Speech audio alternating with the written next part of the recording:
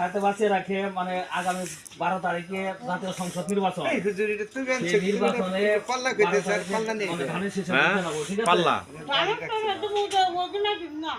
আপনি ধানের শীষে ভোট দেন মানে ধানের শীষে ভোট দেন। আমি বলি ধানের যে জিনিসটা খামো আমরা, যে জিনিসটা খামো সেইটাই ভোট দিব, ঠিক আছে? হ্যাঁ, ধানের শীষে ভোট দিবেন। আমি জানি দিবেন ধানের শীষে ভোট দিবেন, ঠিক আছে?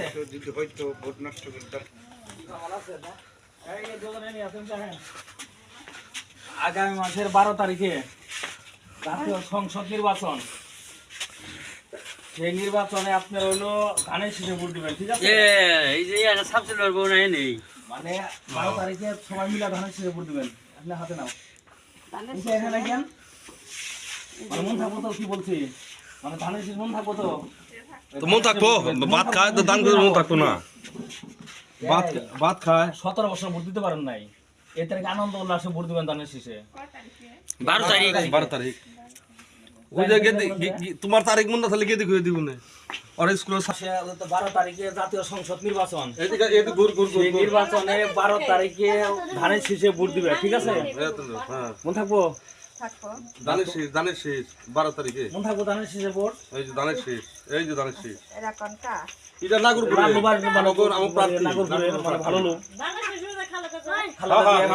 মানে এই ধানের শীষে ভোট দিলে খালেদা জিয়া পাইবো, আরেক জায়গা পাইবো, জিয়া রহমান পাবে।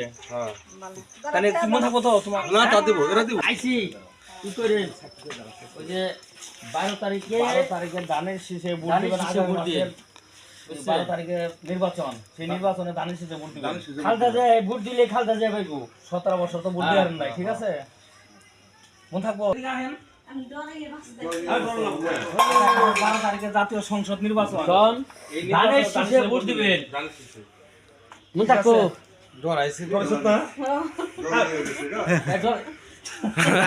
কয়টা বাজে এনে ডরাই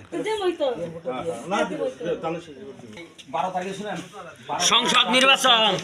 সেই নির্বাচনে ধানের বউ না, বউ না, এই বউ একই চাও আগামী 12 তারিখে বুঝছো সংসদ নির্বাচন। এই ভোট দিলে খালেদা জিয়া পাইবো। ভোট দি আরো শান্তি পড়ান না। হ্যাঁ হ্যাঁ ধানের শীষে ভোট দিবি দিব দিব তো আমরা জানি, কিন্তু তারপর আল্লাহ শেয়ার করলেন তো। দিব জাতীয় সংসদ নির্বাচন।